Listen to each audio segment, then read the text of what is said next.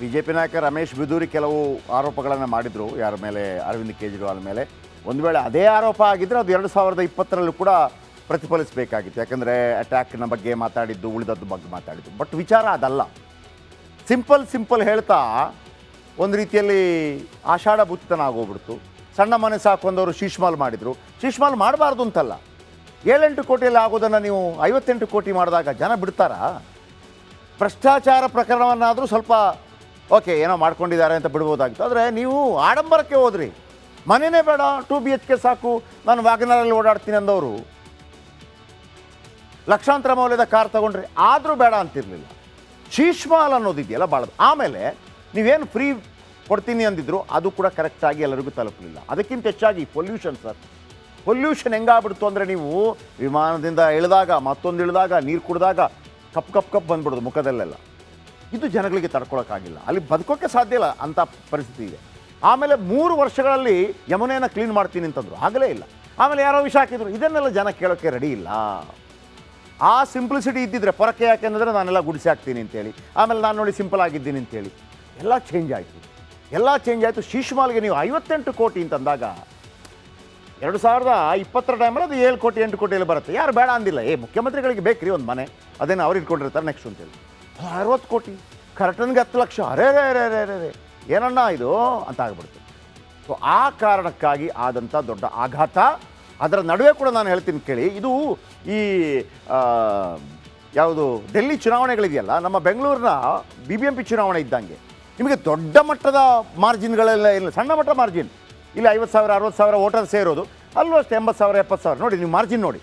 ಇಲ್ಲಿ ಈಗ ಅದಕ್ಕೆ NC ನ್ಯಾಷನಲ್ ಕಾನ್ಫರೆನ್ಸ್ನ ಮುಖ್ಯಮಂತ್ರಿ, ಜಮ್ಮು ಕಾಶ್ಮೀರ ಮುಖ್ಯಮಂತ್ರಿ ಫರೂಕ್ ಅಬ್ದುಲ್ಲಾ ಅವರ ಮಗ ಒಮರ್ ಅಬ್ದುಲ್ಲಾ ಹೇಳಿದ್ರು, ಗುದ್ದಾಡಿ ಅಂದರೆ ಒಂಥರ ಕೀಟ್ಲೆ, ಅಂದರೆ ವ್ಯಂಗ್ಯವಾಡಿದರು. ಅಂದರೆ ಇಂಡಿ ಕೂಟ ನೀವು ಜೊತೆಯಾಗಿ ಹೋಗಿದ್ದರೆ ಇದನ್ನು ಗೆಲ್ಲಬಹುದಿತ್ತು ಅಂತೇಳಿ. ಆಮೇಲೆ ಅಹಂಕಾರ ತಲೆಗೇರಿದಾಗ ಯಾವುದು ನೆನಪಾಗಲ್ಲ. ಗೆದ್ದು ಬಿದ್ದವರು ಯಾರೆಲ್ಲ ಇದ್ದಾರೆ ನೋಡಿ. ಪರ್ವೇಶ್ ವರ್ಮಾ ಇವರು ನೇರವಾಗಿ ಅರವಿಂದ್ ಕೇಜ್ರಿವಾಲ್ ಅವರ ವಿರುದ್ಧನೇ ಕಣಕ್ಕಿಳಿದಿದ್ರು. ಅಲ್ಲಿ ಸಂದೀಪ್ ದೀಕ್ಷಿತ್ ಕೂಡ ಇದ್ದರು. ಯಾರು? ನಮ್ಮ ಶೀಲಾ ದೀಕ್ಷಿತ್ ಅವರ ಮಗ. ನೋಡಿ, ಅರವಿಂದ್ ಕೇಜ್ರಿವಾಲ್ ಇದ್ದಾರಲ್ಲ ನವದೆಹಲಿಯಲ್ಲಿ, ಇವರು ಮುಖ್ಯಮಂತ್ರಿ ಆಗಿದ್ದಂಥವ್ರು, 3 ಮುಖ್ಯಮಂತ್ರಿ. ಅಬಕಾರಿ ಪ್ರಕರಣ ಕಾರಣಕ್ಕಾಗಿ ಜೈಲಿಗೆ ಹೋಗಬೇಕಾಯ್ತು, ಅದು ರಾಜೀನಾಮೆ ಕೊಟ್ಟರು. ಪರ್ವೇಶ್ ವರ್ಮಾ ಇದ್ದಾರಲ್ಲ, ಇವರು ಕೂಡ ಸಾಹಿಬ್ ಸಿಂಗ್ ವರ್ಮಾ ಅವರ ಮಗ. ಇವರು ಗೆದ್ದಿದ್ದಾರೆ, ಇವರು ಮುಖ್ಯಮಂತ್ರಿ ಆಗೋ ಚಾನ್ಸ್ ಇದೆ. ಮತ್ತು ಯಾರನ್ನ ಮಾಡ್ತಾರೆ ಗೊತ್ತಿಲ್ಲ, ಅಥವಾ BJPಯಲ್ಲಿ 3ನೇ ವ್ಯಕ್ತಿ ಡೈರೆಕ್ಟ್ ಅಂತ ಬಂದು ಆಗ್ತಾರೆ. ಸಂದೀಪ್ ದೀಕ್ಷಿತ್ ಕೂಡ ಇದ್ದರು. ಇಲ್ಲಿ ನೋಡಿ, ಗೆದ್ದಿರೋ ಅಂತರ ಇದೆಯಲ್ಲ 3,188. ಸಂದೀಪ್ ದೀಕ್ಷಿತ್ಗೆ 4,000 ಮತಗಳು ಬಂದಿದೆ. ನೀವು ಇಂಡಿ ಮೈತ್ರಿ ಕೂಡ ಬಂದಿದ್ರೆ ಅರವಿಂದ್ ಕೇಜ್ರಿವಾಲ್ ಗೆಲ್ತಾ ಇದ್ರು, ನಂಬರ್ 1. ಎರಡನೇದು ಅತಿಶಿ ಮರ್ಲೇನಾ ಕಲ್ಕಾಜಿಯಲ್ಲಿ, ಓಕೆ, ಗೆದ್ದಿದ್ದಾರೆ. ರಮೇಶ್ ಬಿದೂರಿ ಸೋತಿದ್ದಾರೆ. ಇಲ್ಲೂ ಕೂಡ ಅಂತರ 3,521, ಭಾಳ ಸಿಂಪಲ್ ಅಂತರ. Next Tarvinder Singh BJP, okay, Manish Sisodia ಅವರ ವಿರುದ್ಧ ಇವರು ಗೆದ್ದಿದ್ದಾರೆ. ಎಷ್ಟು ಅಂತರ? 675. ಕಾಂಗ್ರೆಸ್ ಜೊತೆಗಿದ್ದಿದ್ರೆ ಗೆಲ್ತಾ ಇದ್ರು ಮನೀಶ್ ಸಿಸೋಡಿಯಾ. ನೋಡಿ ಹೆಂಗೆಲ್ಲ ಆಗಿದೆ ಅಂತೇಳಿ. ಶಿಖಾರಾಯ್ BJP, greater Kailash, ಸೋತಿದ್ಯಾರು? Saurabh Bharadwaj, Aam Aadmi party. ಎಷ್ಟು ಮತಗಳ ಅಂತರ? 3,188. ಶಿಖಾರಾಯ್ ಗೆದ್ದಿದ್ದಾರೆ, ಸೌರಭ್ ಭಾರದ್ವಾಜ್ ಸೋತೋಗಿದ್ದಾರೆ. ಆ್ಯಂಡ್ ಕೈಲಾಶ್ ಗಂಗ್ವಾಲ್ ಮದಿಪುರ್, ಬಿದ್ದವ್ರು ಯಾರು? ರಾಕಿ ಬಿರ್ಲಾ, ಆಮ್ ಆದ್ಮಿ. ಗೆದ್ದವ್ರು ಯಾರು? ಕೈಲಾಶ್ ಗಂಗ್ವಾಲ್. ಈ ರಾಕಿ ಬಿರ್ಲಾ ಯಾರು ಗೊತ್ತಾ? ಇದು ಭಾಳ ಟ್ರೋಲ್ ಆಗ್ತಾ ಇದ್ದಾರೆ ಅವರು. ಆ ಅರವಿಂದ್ ಕೇಜ್ರಿವಾಲ್ ಅವರ ಹಿಂದೆ ಕೂತು ಒಂದು ಅದು ನಗೋದನ್ನು ಬೇರೆಯವರು ಯಾರೋ ಅದು ಆ್ಯಡ್ ಮಾಡಿದ್ದಾರೆ, ಬೇರೆ ರೀತಿಯಲ್ಲಿ ನಗೋದನ್ನು ಅವರೇ. ಇವರು ಸೋತೋದಕ್ಕೆ ತುಂಬ ಜನ, ಅಂದರೆ BJP ಫಾಲೋವರ್ಸ್ ಅದನ್ನು ಭಾಳ ಎಂಜಾಯ್ ಮಾಡ್ತಾ ಇದ್ದಾರೆ. ಇನ್ನು ಕರ್ನೈಲ್ ಸಿಂಗ್ BJP ನೋಡಿ, ಆಮ್ ಆದ್ಮಿಯ ಸತ್ಯೇಂದ್ರ ಜೈನ್ ವಿರುದ್ಧ 20,998 ಮತ. ಇದು ದೊಡ್ಡ ಮತ. ಇವರೆಲ್ಲ ಗೆದ್ದವರು ಮೇನಾಗಿ. ಬನ್ನಿ, BJP ನಾಯಕ ರಮೇಶ್ ಬಿದೂರಿ ಕೆಲವು ಆರೋಪಗಳನ್ನು ಮಾಡಿದರು ಯಾರ ಮೇಲೆ, ಅರವಿಂದ್ ಕೇಜ್ರಿವಾಲ್ ಮೇಲೆ. ಒಂದು ವೇಳೆ ಅದೇ ಆರೋಪ ಆಗಿದ್ದರೆ ಅದು 2020ರಲ್ಲೂ ಕೂಡ ಪ್ರತಿಫಲಿಸಬೇಕಾಗಿತ್ತು. ಯಾಕಂದರೆ ಅಟ್ಯಾಕ್ನ ಬಗ್ಗೆ ಮಾತಾಡಿದ್ದು, ಉಳಿದದ್ದು ಬಗ್ಗೆ ಮಾತಾಡಿದ್ದು. ಬಟ್ ವಿಚಾರ ಅದಲ್ಲ. ಸಿಂಪಲ್ ಹೇಳ್ತಾ ಒಂದು ರೀತಿಯಲ್ಲಿ ಆಷಾಢ ಭೂತನ ಆಗೋಗ್ಬಿಡ್ತು. ಸಣ್ಣ ಮನೆ ಸಾಕೊಂಡವರು ಶೀಶ್ಮಾಲ್ ಮಾಡಿದರು. ಶೀಶ್ಮಾಲ್ ಮಾಡಬಾರ್ದು ಅಂತಲ್ಲ, 7-8 ಕೋಟಿಯಲ್ಲಿ ಆಗೋದನ್ನು ನೀವು 58 ಕೋಟಿ ಮಾಡಿದಾಗ ಜನ ಬಿಡ್ತಾರಾ? ಭ್ರಷ್ಟಾಚಾರ ಪ್ರಕರಣವನ್ನಾದರೂ ಸ್ವಲ್ಪ ಓಕೆ ಏನೋ ಮಾಡ್ಕೊಂಡಿದ್ದಾರೆ ಅಂತ ಬಿಡ್ಬೋದಾಗಿತ್ತು. ಆದರೆ ನೀವು ಆಡಂಬರಕ್ಕೆ ಹೋದ್ರಿ. ಮನೆಯೇ ಬೇಡ, 2 BHK ಸಾಕು, ನಾನು ವ್ಯಾಗನರಲ್ಲಿ ಓಡಾಡ್ತೀನಿ ಅಂದವರು ಲಕ್ಷಾಂತರ ಮೌಲ್ಯದ ಕಾರ್ ತೊಗೊಂಡ್ರಿ, ಆದರೂ ಬೇಡ ಅಂತಿರಲಿಲ್ಲ. ಶೀಶ್ಮಾಲ್ ಅನ್ನೋದಿದೆಯಲ್ಲ ಭಾಳದು. ಆಮೇಲೆ ನೀವೇನು ಫ್ರೀ ಕೊಡ್ತೀನಿ ಅಂದಿದ್ರು, ಅದು ಕೂಡ ಕರೆಕ್ಟಾಗಿ ಎಲ್ಲರಿಗೂ ತಲುಪಲಿಲ್ಲ. ಅದಕ್ಕಿಂತ ಹೆಚ್ಚಾಗಿ ಪೊಲ್ಯೂಷನ್ ಸರ್. ಪೊಲ್ಯೂಷನ್ ಹೆಂಗಾಗ್ಬಿಡ್ತು ಅಂದರೆ, ನೀವು ವಿಮಾನದಿಂದ ಇಳಿದಾಗ ಮತ್ತೊಂದು ಇಳಿದಾಗ ನೀರು ಕುಡಿದಾಗ ಕಪ್ ಬಂದ್ಬಿಡೋದು ಮುಖದಲ್ಲೆಲ್ಲ. ಇದು ಜನಗಳಿಗೆ ತಡ್ಕೊಳಕ್ಕಾಗಿಲ್ಲ, ಅಲ್ಲಿ ಬದುಕೋಕ್ಕೆ ಸಾಧ್ಯ ಇಲ್ಲ ಅಂಥ ಪರಿಸ್ಥಿತಿ ಇದೆ. ಆಮೇಲೆ 3 ವರ್ಷಗಳಲ್ಲಿ ಯಮುನೆಯನ್ನು ಕ್ಲೀನ್ ಮಾಡ್ತೀನಿ ಅಂತಂದ್ರು, ಆಗಲೇ ಇಲ್ಲ. ಆಮೇಲೆ ಯಾರೋ ವಿಷ ಹಾಕಿದ್ರು, ಇದನ್ನೆಲ್ಲ ಜನ ಕೇಳೋಕ್ಕೆ ರೆಡಿ ಇಲ್ಲ.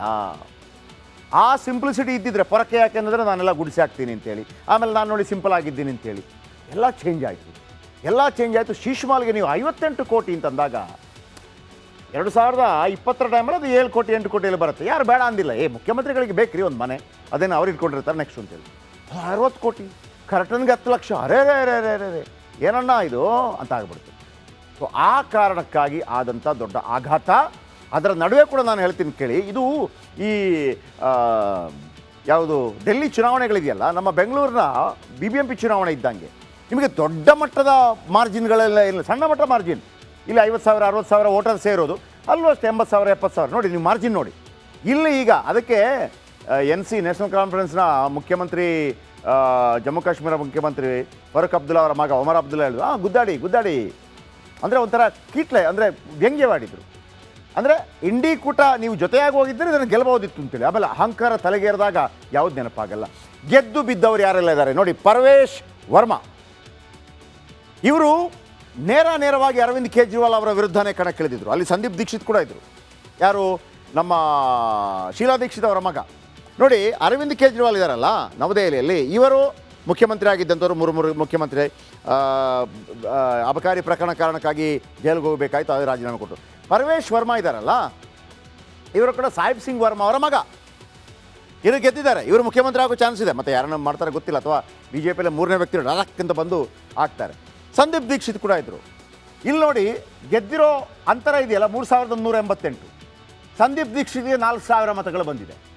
ನೀವು ಇಂಡಿ ಮೈತ್ರಿ ಕೂಡ ಬಂದಿದ್ರೆ ಅರವಿಂದ್ ಕೇಜ್ರಿವಾಲ್ ಗೆಲ್ತಾ ಇದ್ರು, ನಂಬರ್ 1. ಎರಡನೇದು ಅತಿಶಿ ಮರ್ಲೇನಾ ಕಲ್ಕಾಜಿಯಲ್ಲಿ, ಓಕೆ, ಗೆದ್ದಿದ್ದಾರೆ. ರಮೇಶ್ ಬುದಿರಿ ಸೋತಿದ್ದಾರೆ. ಇಲ್ಲೂ ಕೂಡ ಅಂತರ 3,521, ಭಾಳ ಸಿಂಪಲ್ ಅಂತರ.